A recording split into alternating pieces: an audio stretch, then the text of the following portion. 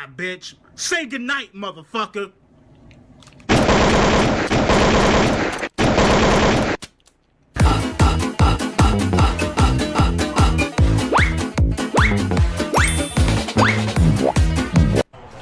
Yee! No! No! No! No! No!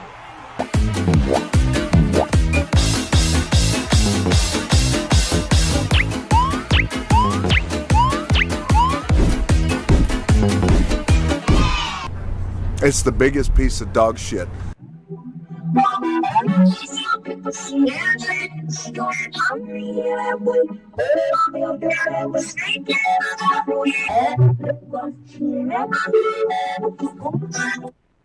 Sorry for laughing at you. No, this is bad. Who did this to you, my friend? What the hell? Boy, if you don't get your squiggly dick in the head. What the hell is it? Nigga, what the fuck? What in the hell are you doing? What you think about that dumbass? What the hell? That's some amazing shit. This shit's crazy. No, shut the fuck up. What the fuck? What the shit, bro? Oh, no, soon enough. Oh, stop that. No, you don't have to do this. I beg. Don't worry, fast. No, stop. Wait a minute.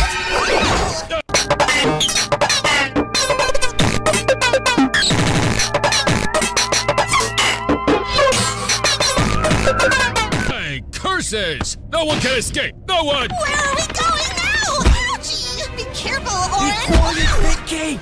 Don't make a sound, okay? Got it. Come out, Matt! Face me, you coward! Show yourself at once! Please! I've got to know who's behind all these murders! I can answer that. Really? Sure!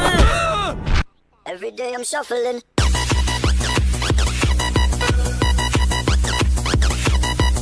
This is not fair! No one deserves to die like this! I have to end this before it's too suspicious. Face me, monster! My hands, I almost got killed or something. Oh, I recall it now. Pinky, we're all safe now. Pinky! Oh my goodness, this cannot be happening. I'll avenge you, Pinky! Oren, what have you done? Everyone, brought down Oren killing Pinky! Look at what you've done, you mo- Yee! No! No! No! No! No! I have to try to convince them. Rod, please, you have to listen to me, my man. Rod doesn't want to die on your hands! No! Rod, no!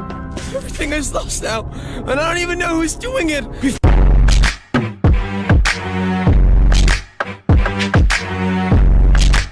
Found him! Where are you going? Leave me alone! Kill them. None of that! I'm not the murderer! Daddy's justice! You don't understand! Tell us why you did it, Oren! What? Gray! Who's killing all this rookies? No! Behind us! It's too fast! Try to dodge it! I'm too afraid to do it! What?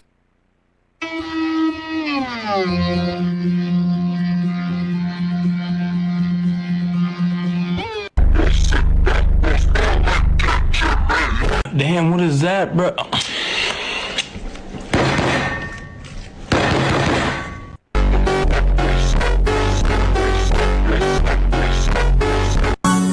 What can I say? It's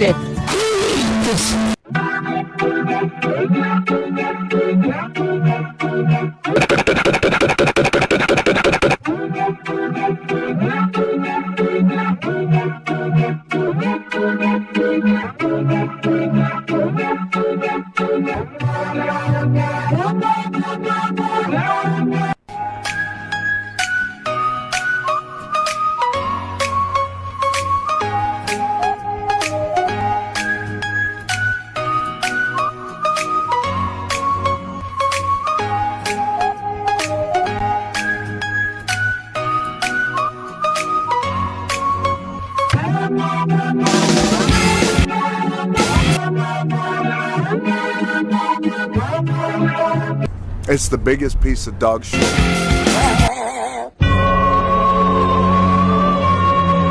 was just...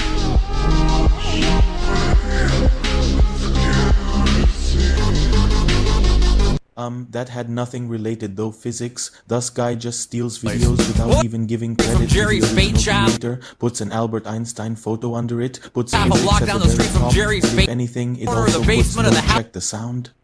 This guy makes this because he only wants views and subscribers. He needs to be taken down because he used Einstein's photo probably basement of the house, half a block down the street since from all of my brain stairs in the cells corner are of the basically dead, this is the end of the video. Goodbye. The box under the stairs in the corner of the basement. City boy living in a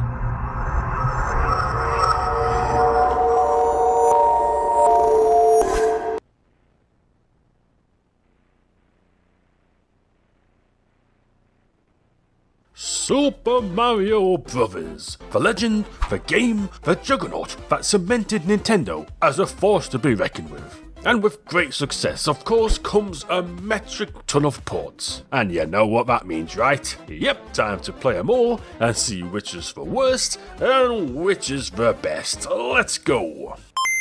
I'm a lonely Goomba, stuck between two pipes. Well, guess I'll keep on gaming for the rest of my life. First up, we're going back to 1985, back to where it all began. The original NES release is the blueprint, the foundation, the sacred text of platformers. Granted, each region's version is slightly different. There's some bug fixes here, some speed differences there, but fundamentally, they're the same game. So, for the sake of my sanity, we're lumping them all together. And well, it's Super Mario Bros. Well, what more is there to say? Even today, it plays like a dream. 8 worlds, 4 levels each. I mean, it's got more meat on its bones than most games at the time. But what makes it work so well? Well, 3 things really. 1, speedrunning potential. The game just flows. Once you start nailing those jumps and chaining your movements together, it's like an art form. I mean, it feels good. 2, secrets. I mean, there's hidden rooms, vines, invisible blocks. I mean, every time you play, you think you've seen it all, but you stumble upon something new. It makes you want to keep coming back. And 3, the controls. I mean, Mario feels perfect. It's snappy, responsive, fast, yet precise. If you mess up a jump, well, that's on you, not the game. And without these controls, the game would probably fall apart. I mean, back in 1985, this thing was an absolute revelation. We were used to single-screen arcade games, and then along comes Mario with his big-ass 32 levels, just taking a big old steamy dump over the competition. It was mind-blowing. A mind-blowing steamy dump.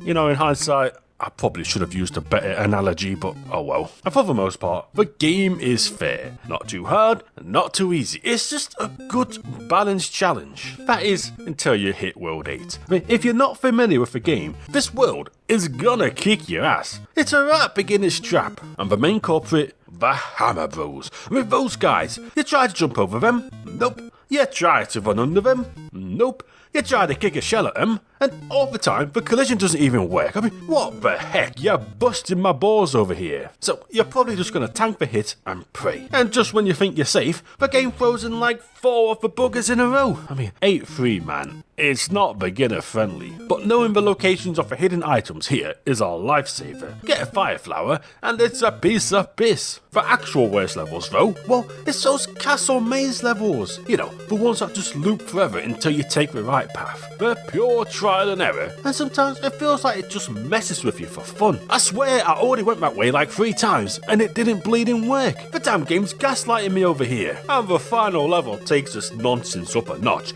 You got multiple pipes to go down, there's hidden blocks. Bro, you even go underwater at one point. Talking about water, for many, this game was probably the first time they ever played a water level. This was where the curse of water levels began. This was the start of the evil. And even back then, they kinda sucked. I mean, what else is new? Right, so we beat Bowser, and the ending kinda sucks. Well, there basically isn't one. Peach just shrugs and says, well, thank you, but you've got to do it again. I mean, that's right, it's time for the second quest. And, it's a bit of a letdown. I mean, enemies move a bit faster, some platforms are a bit smaller, but the worst thing is, and this one is unforgivable, every Goomba is replaced with Buzzy Beetles. Oh, sorry, I think I was just sick in my mouth. Bro, what the hell is this? A lonely Buzzy Beetle stuck between 2 pipes?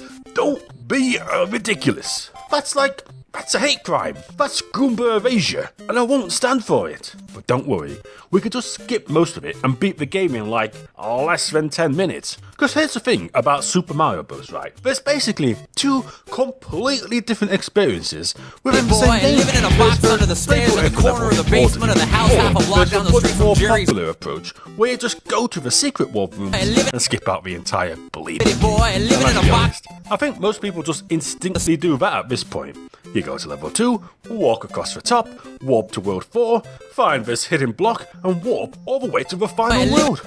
You go from having to complete 32 levels to 6. I mean, seriously, when's the last time you saw this level? I bet most of you forgot this level theme was even in the game. Now, skipping like 90% of the game might seem like cheating, but let's not forget, they replaced Goombas with Buzzy Beetles, so I just call it karma. So, after looping through the game twice, what do you get? Nothing. It's the same bleeding ending. The game just loops again. Well, that kinda sucks. Didn't even get stairs in the corner of the basement. I'm sorry, Mario. Boy, living in a box under the stairs in the because the game is still an absolute blast to play. Maybe I'm a little biased. I mean, this was my celebrity debut, but let's be real. Super Mario Bros. Is still a 10 out of 10. And for now, it sits proudly at the top of the Super Mario Bros. Leaderboard. We're now in 1986. A year has passed, and now Nintendo are slapping Super Mario Bros. Into arcades with Versus Super Mario Bros. Released exclusively in America.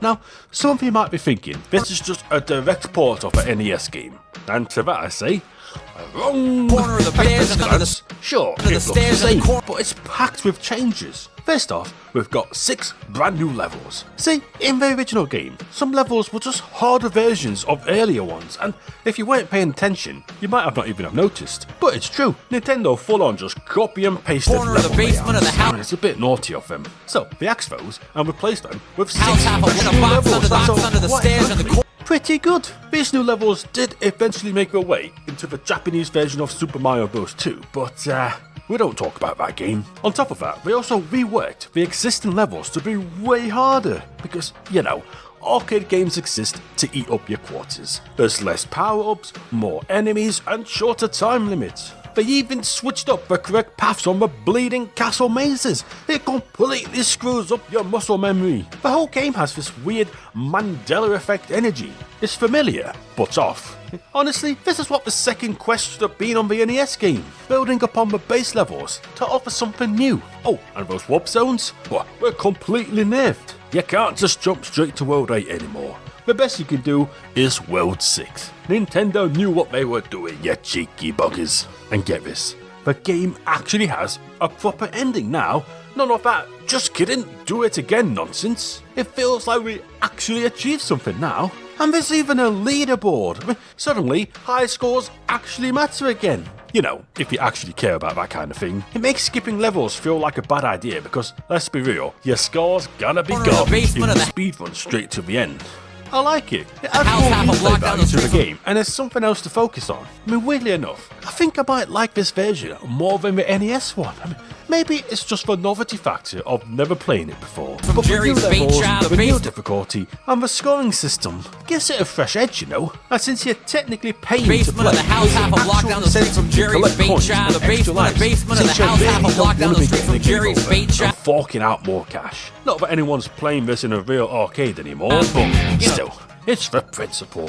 The only real flaw is that it's mixing new and old levels, and it makes the difficulty curve a little unpredictable. But hey, anyway, back then life was going swell and everything was... So yeah, that's Versus Super Mario Bros. An absolute banger, what can I say? It's another 10 out of 10. If you play the NES version to death, give this one a go. Alright, so in June of that same year, Nintendo released Super Mario Bros. 2.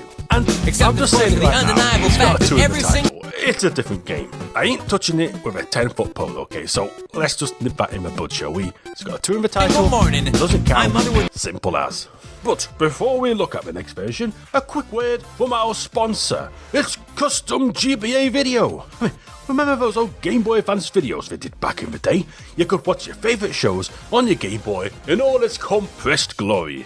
SpongeBob never looked better. Well, now you can finally make your own. Just send over the video file you want on the website and we'll do the rest. We'll convert any video into a working ROM file that works on an actual Game Boy Advance or an emulator, but don't tell Nintendo.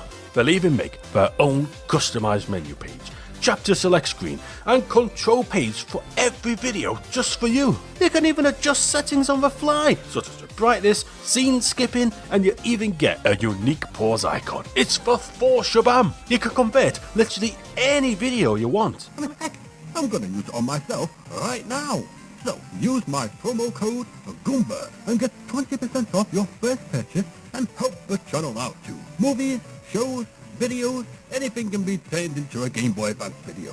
So, check it out. So, back to Mario, and a few weeks later, Nintendo released Super Mario Bros. On the Game & Watch. You know, part of a Crystal Screen series. Ooh, sounds fancy, doesn't it? And here's the thing, this one actually had a see-through screen. So, instead of just staring at the same old boring opaque screen like some chump, you could draw your own backgrounds on a piece of paper and put it behind the screen and get all creative and stuff. Now, the game itself, well, it's a bit of a surprise. I mean, most Game & Watch games stuck to one static scene. That was it, that was your whole lot. But this one, we're talking multiple levels. I mean, that was pretty much unheard of back then. Sure, it might look like a jumbled mess of lines and confusion at first glance, but it's actually a 2D side-scrolling platformer, and considering the limits of the system, it's surprisingly easy to follow, and dare I say, fun to control. And hey, they even try to shake it up by having 8 different levels, and a lot of them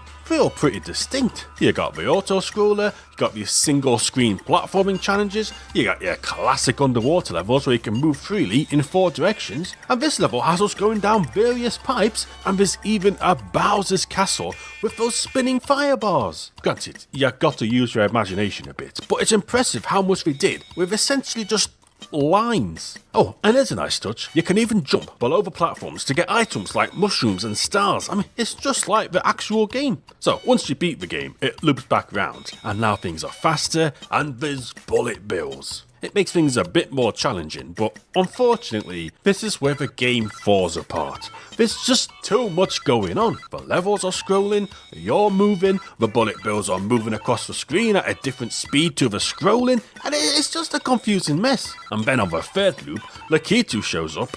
It's just a nightmare. This is where LCD games tend to choke, when they just try to do too much at once and everything just becomes a mess. Apparently, there are 8 worlds, so 8 loops, but let me tell you, after 2 runs, the novelty is well and truly gone. Anyone who manages to finish all the worlds in one sitting either has an ungodly amount of free time, or has made some very questionable life choices. I mean, it takes forever. You know, they actually re-released this game 2 years later with different visuals. Everything's been redone to look like the Mario we all know and love. But honestly, it's still the same game. I mean, don't get me wrong, most people will probably prefer this version, but I think there's something about the original Game & Watch style that just gives it some charm, you know?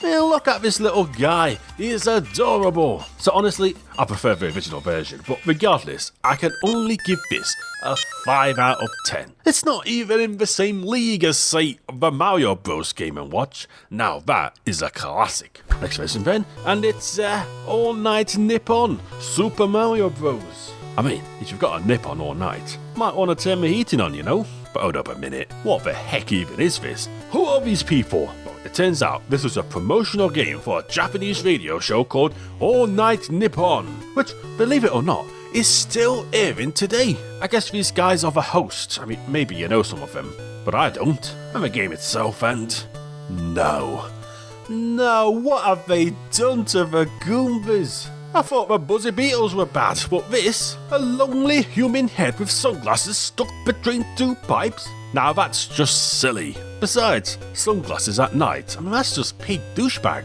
I don't care what anyone says. Now, as you can probably tell, a whole bunch of the visuals have been, well, changed. You've got a dude popping out the pipes, you got microphones all over the place. Heck, the Invincibility star has been replaced with, the Star of David.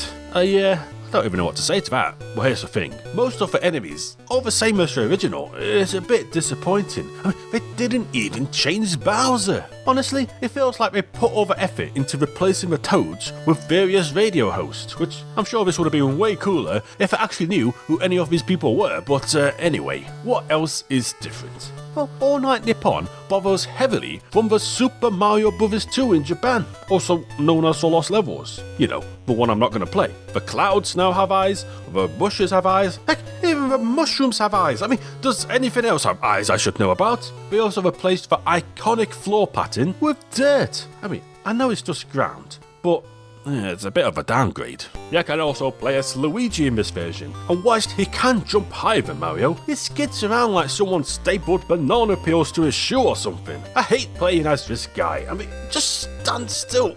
Come on, man. Oh, man.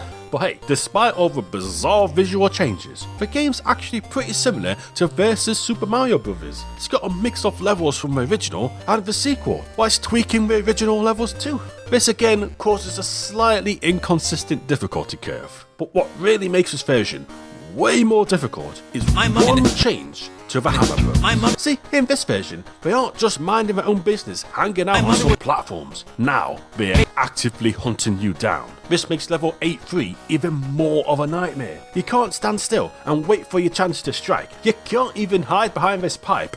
They will find you. And even worse, they removed the hidden item blocks so you can't even get a fire flower. I mean, 8-3 was tough before, but now it's a complete and utter nightmare. It's one of the hardest damn levels I've played in a Mario game. But that's nothing compared to level 8-4. Oh man, level 8-4. It's taken from the bleeding Lost Levels, and it's like a slap in the face. Multiple paths, tricky jumps, 2 Bowsers. I mean, that's right, 2 Bowsers. And to get a game over, guess what? You got to start the whole world over again. I mean, seriously, these 2 levels, I swear it took longer to finish than the rest of the game combined. It's rough, but alas, I did it. We go into the store and get a nice little ending. We got this Japanese-looking princess, I mean, maybe it's Peach, and we're surrounded by a bunch of people we don't know. Sounds like a good night if you ask me, but well, there is a problem. See, the game actually has 4 bonus worlds, but guess how you unlock them? That's right, you have to play through the whole bleeding game 8 times. 8 bleeding times. I gotta do that bloody Hammer Bros level 7 more times. You'd have to be a complete madman to do that. You'd have to have absolutely no life, no responsibility, no life prospects at all to commit so much time to something so meaningless. Right, so anyway, I beat the game 8 times, and honestly, not to toot my own horn, but I got ungodly good at this game. Like, I'm blasting through it. By the end, I was beating the game in under 10 minutes, but I did it. So, if you hold the A button and press start on the title screen after beating it 8 times, we get to play World A. And was it worth the trouble? Well, not really. It's the stages from the Lost Levels again. It's funny though, because this level is missing the wind effect from the original, so you just have a bunch of huge pixel perfect jumps. But the thing is, most of these levels aren't hard.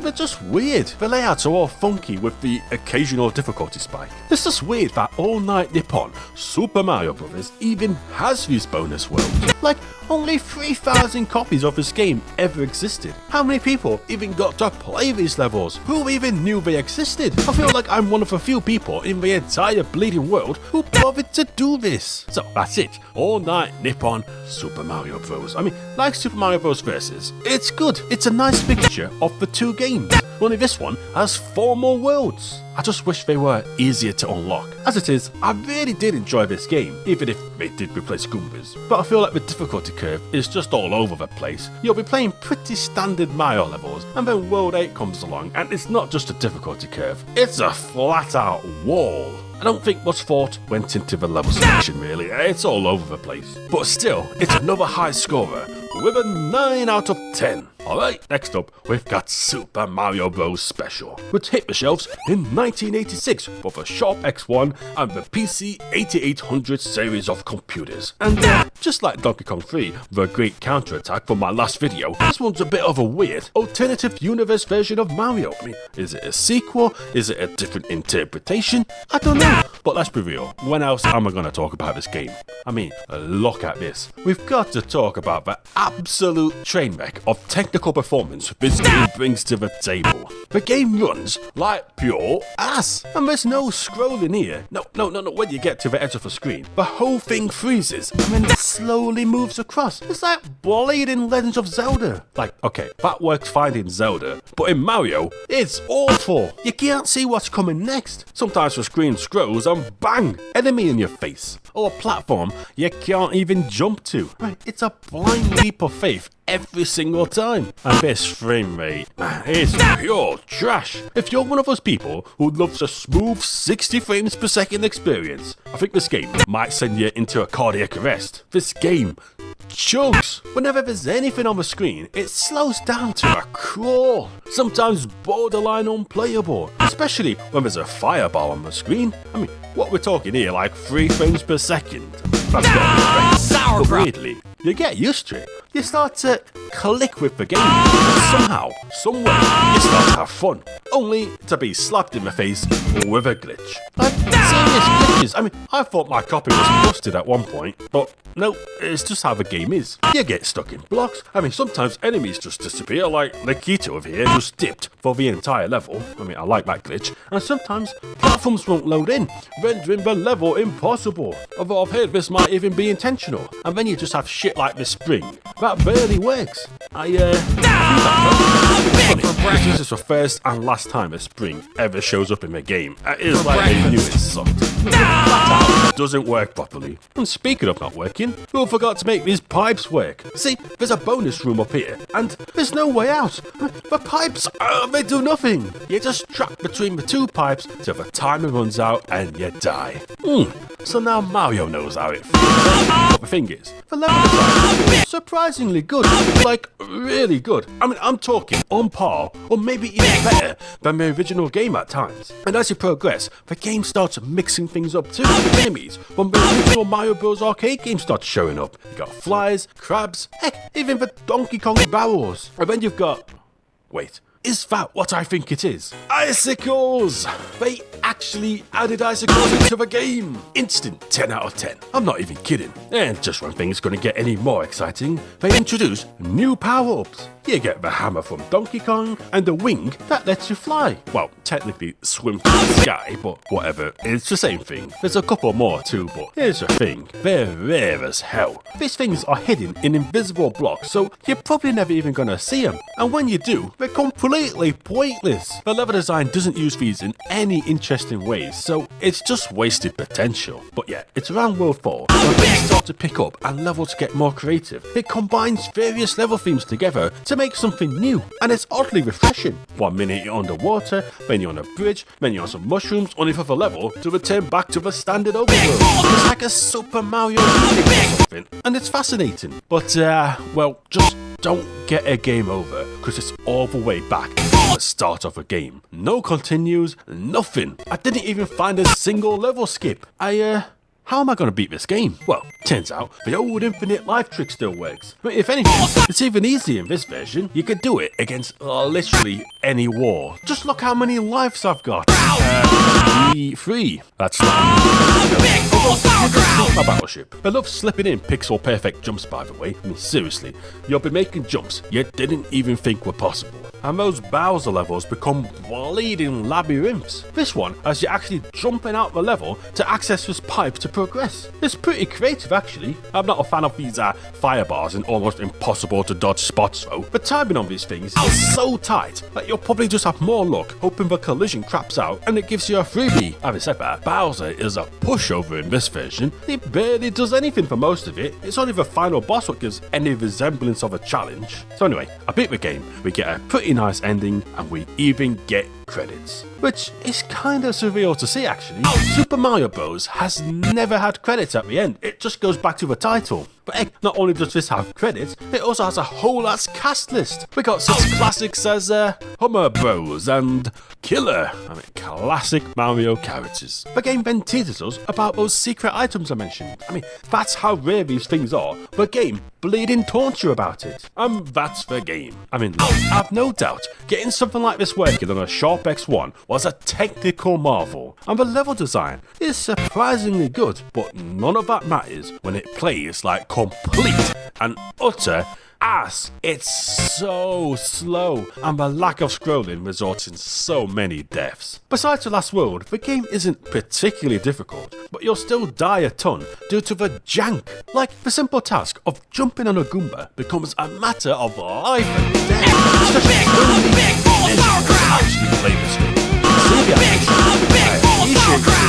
It's still bad. It's a 3 out of 10. But I didn't forget about the PC88 version, and it's even worse. They're working with about 4 colours here, so everything looks really funky. They tried their best with what they had, but ultimately it resulted in these Koopa Troopers having bloodshot eyes. It's like I'm in a bleeding Mario creepypasta over here. But the real issue here is the scrolling. Again, there's no scrolling. Instead, the screen flat out turns black for a long time, and it loads the next area every single screen. I thought the other version was bad, but this is unplayable. You can't even see what's coming ahead at all now. There's just no time to react at all. You just need to know. But now this version is straight up unplayable. It runs even worse, it looks worse, and the loading is a joke. The level design and everything is insane. It's still good, but none of that matters because no one with any self-worth ever played this game past the first world. This is bad, guys. Real bad. I'm giving this a 1 out of 10. It's one of the worst things I've ever played. Super Mario Bros. Special. It's special, alright, but probably not in the way they intended. To be honest, if you ever want to play this game, just play the fan-made NES version. It's basically perfect. It's what the whole game should have been from the start. But anyway, on to the next game, and it's the Now Sonic Super Mario Bros. Wristwatch. Now granted, this shit is rare. It goes for like $500, so my options were limited. But by some miracle, I did manage to play it. And I wish I didn't. And no, those aren't my hands. So shout out to Martin Stevenson for the footage. You ever tried recording a watch game? It's not easy. So basically, you move along the level, dodging stuff. You press the left button to move forward and the up button to jump. You also need to press both buttons at the same time to jump forward, which is a bit awkward, but necessary. And when you make it to the second floor, you'd think you'd have to press the right button to move right. But nope, still got to press left. Left to go right. There's nothing confusing about that. Just make sure you don't get hit by these Goombas. Are these Goombas? Looks like a Goomba wearing a frickin' clan hood. What the fuck is that? And as you go on, bullet bills show up too, which restricts your movement. But let's be real, you won't be getting that far anyway. According to the instruction book, piranha plants are supposed to show up later, but you won't ever see them either. I doubt anyone's ever got that far. They're probably just making it up.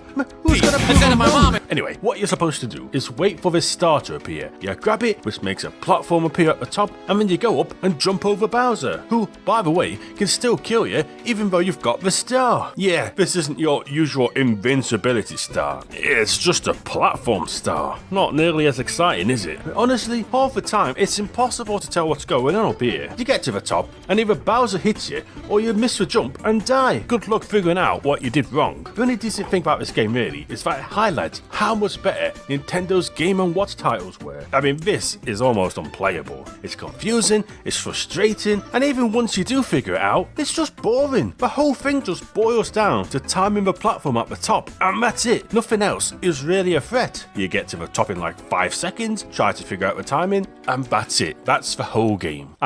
It's a 2 out of 10. I'm gonna give it an extra point because it's a watch. And if I was a kid, I think that'd be pretty neat. Playing a bit of Mario in the classroom in secret sounds like fun to me. But it still sucks. Next thing, and we've got Nintendo World Championships 1990. And if you thought that watch was expensive, hold on to your wallets, because this game has sold for a whopping $200,000. it's a cart with a crudely cut out sticker on it. I think you got ripped off. I'm sorry. Now obviously this isn't a Mario game, but it does have Super Mario Bros in it, so let's take a quick look. See, the game has various challenges from various NES games. The first one being Mario. You got to be the fastest to get 50 coins. And the stakes are high. Quick! Do you run through the game as fast as possible, looking for coin blocks? Or do you go down this pipe, get 20 coins, and then keep killing yourself over and over to abuse the checkpoints to get a bunch of coins from this block? Yeah, that way is much faster. But I feel like if I tried that move in front of an audience, I'm pretty sure I'd get booed off the stage. But hey, you've got to do what you gotta do to win, right? Anyway, I can't really give this game a score, but I thought I'd show it off anyway. Right, next game, and we're upgrading to the Super Nintendo. It's like the normal Nintendo, but super. And we're checking out Super Mario All-Stars, released in 1993. Now this game is a collection of all the NES games, but remade in glorious 16 bits. We got Super Mario Bros, we got Super Mario Bros 2, we got Super Mario Bros 3, and we got Instead of my mom, I said, hey, Mom, driving me crazy. Instead of my mom, I said, hey. Granted, there's probably some small differences, and purists will probably hate it, but I think it plays perfectly regardless. What's up with all those sauerkraut? Instead of my mom, I said, come from the presentation, and they did a good job. You got more level Mom, themes, what's up with all those sauerkraut? Mario in the background with some cool music. I mean, heck, even Bowser has his own boss theme now. I just think the overall improvements add to that. What's up with all those sauerkraut? Lovely snow levels, and the final Bowser level has thunder crackling in the background and a bunch of statues. It's great, really adds to the experience. Kicking shells into Hammer Bros works every time now too. I mean, maybe that's just a me problem, but it makes 8-3 a lot easier. And those crappy Bowser maze levels now give a little chime when you pick the correct path. Thank God for that. Makes the levels way more enjoyable. Another major improvement is that you can save. You don't gotta beat the game in one sitting. You don't gotta abuse warps to level skip. You can just stop playing when you want. Maybe this is controversial too, but I like this more than the NES version. I mean, it's the same game basically, but with quality of life improvements. Which makes me think I need to rearrange the scoring a bit, because this is another 10 out of 10. And we've got 3 of those already. Unfortunately, the next game on the list is Lost Media. It cannot be played. It is lost to time. So technically, my video title is a lie, but let's be honest, chances are you didn't even know this existed anyway. It's BS Super Mario Collection. And no, I know what you're thinking, but the BS stands for Broadcast Satellite. See, it was one of those Nintendo Satellaview games. This thing was way ahead of its time. See, you could actually download entire games to your Nintendo via a satellite broadcast. What the heck? That is some science fiction type shit going on there. But it's true, I think, and this game was one of those games, which also means there's no physical version. It's gone. Luckily, someone did record it, so shout out to Kukun Kun for that. And it's basically the All-Stars remake. Only you got these cute little world maps, mini games from Mario Bros 3, and fully voiced cutscenes, which is wild. Peach, 今行くぞ。待ってろ。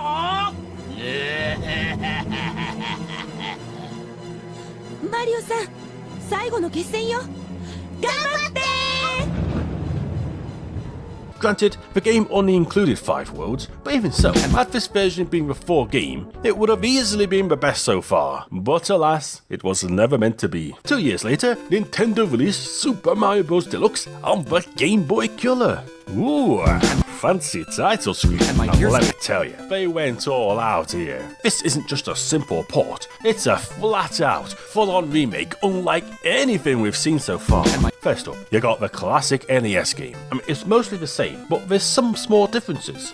Mostly presentation-wise. You got this delightful little world map to look at, and things are more animated in general. You got Toads jumping around, the lava and water moves, and Peach even talks and gives you a little kiss at the end. Oh, lucky bugger. They also kept the audio chimes in the Bowser levels.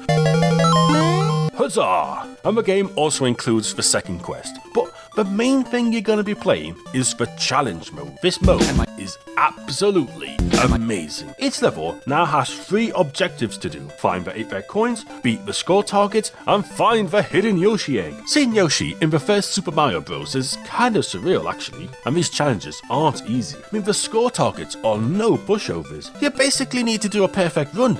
You gotta pull out all the tricks, mixing speed and killing enemies. You gotta get over coins, find the hidden blocks, get the fireworks. I mean, you've got to full on try hard to do this. Finding Yoshi can also be a bit of an ordeal, but luckily the game will give you hints on where to find them, so it's more of a treasure hunt thing than being skill based. But it's a lot of fun. These missions add so much playtime to the classic game, and the red coins really change the dynamic of how you approach these levels. But wait, the game has even more, because if you go to this little Boo icon here, you get to play You vs Boo, a new mode with all new levels where you've got to reach the end before the Boo. It even has new level hazards like these switch blocks and these spikes, and it's just super fun, man. And the better time you get, the harder the opponent will be, going from white Boo to green to red to black. But I never unlocked black, so just use your imagination. I mean, you can even play this mode with another player in versus mode. Why has this never returned? It's amazing. The game also has some mini games like a fortune telling game and a ton, and I mean a ton, of images you can print out with a Game Boy printer. Yeah, remember that thing? You hook it up to your Game Boy and print little crappy stickers. That was till you ran out of a sticker and never found any more. I mean, that was it. But hey, it was fun whilst it lasted. There's also this Luigi icon on the menu. Select this and we get Super Mario Bros. For super players. Yeah, sounds fun. Let's check it out.